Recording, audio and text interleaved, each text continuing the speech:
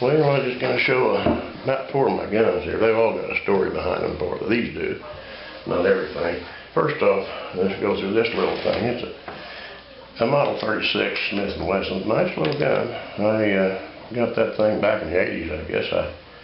I traded a P-38 for it at the time. I didn't really care for P-38 then, but anyway, I traded for it. And here a while back, I went to shoot the thing and at the range, and it didn't sound quite right when I shot it the first time. I thought, well, shit, maybe just a low power.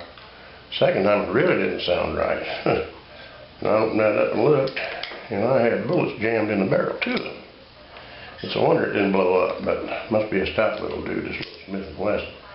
I sent it off. I took the bullets out, then I took it to sent it off to Smith & Wesson, and they kind of worked it over for me. I think they only charged $56, something like that. But these are good little guns. The way they're set up, the safety like it is, you can carry 5 shots in it, because it's only a 5-shooter. But a lot of like the old style Western guns, you can't do that because you got your farm bin sitting on a live primer there. But anyway, it's a good little gun, cute little thing. You can carry it in your back pocket, and the only thing you see is a bulge.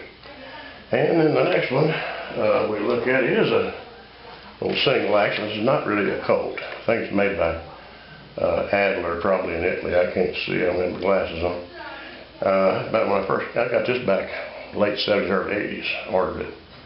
And it had a safety deal rigged onto the cylinder pin here that you had to turn it. And it did, and inside here, some kind of deal that blocked the firing pin from hitting the shell. Which, first off, it looked tacky with a little lever sticking out there. And my brother worked at or he didn't work at, he was taking machinist school, so he made me one out of stainless steel. It's batteries and everything. Your gun's real solid. They're well made, too. They're really well made for a foreign gun. And anyway, this one here, I didn't want to sell it to my brother, and then I wished I hadn't.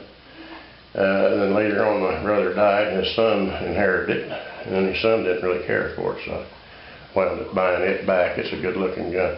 Yeah, overall, I don't know what kind of wood it is, maybe cherry. It's chrome plated, it's not stainless steel.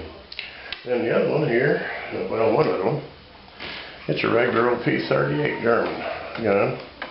It ain't got no shells in it. I know people kind of panic if they think you got a shell in one of these when you're doing a video. I guess they got the idea it'll come through the tube and hit them or something. I don't know what it is. But anyway, that's it. And another thing, people don't like you slamming them shut.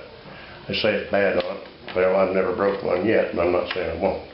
But anyway, this one here, it's actually a Walther. I've seen these on a shotgun news, maybe, I don't know what. But anyway, they had the one, they had the Walther, and they had the, let's see, what was it, Spearworks and the Mauser. And the Walther was expensive. It was $600 back then, and the others were $400. And the guy was German I talked to, and I guess we didn't communicate too good. Anyway, somehow the process, he wound up giving me the $600 gun for $400, and he said that a one-time purchase wasn't going to, in other words, I couldn't stock up on Walthers for $200 under cost. And then, this one here, this little dude here, little North American Arms, I think it is. There's a couple of companies that make them, but that's a handy little gun. It'll sit in your watch pocket. As a matter of fact, I went to the chiropractor one time. I had it in my watch pocket. I didn't think about it, but he didn't care. He's a sportsman too. He would roll me around on that table, and this thing fell out on the floor. And I told him, I said, Doc, my pistol fell out on the floor. Would you go out and get it for me? And he kind of jumped back a second, and he seen it. And he picked it up, looked at it, laid it on the windowsill, and all was cool like that, but like I said, they're pretty concealable.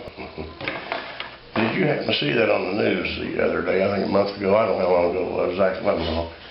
This gal in Oklahoma, I guess the cops suspected she had some dope on her or something. They picked her up.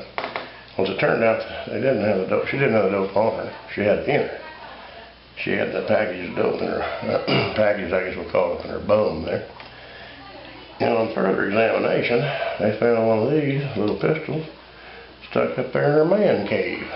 Well, I suppose she got a good choice for that particular purpose because it is small. And it's stainless steel, so it ain't gonna rust in a warm, damp place like it. And it just pretty safe, because it's got these little safety notches on here. If you got that in one of them, there it sets between the where the chamber is, where the shell's set. So you're going to be on, your frying pan's going to be not going to be touching your primer on top of that. So it's actually pretty good for that purpose. And anyway, I think she got pretty good, maybe jail time or something out of the whole deal. It probably wasn't her first offense or anything like that, but anyway, overall, these are just a pretty good little gun and everything. I don't use it much. Like I say, keep it in my watch pocket most of the time. Alrighty, that's it for now on these.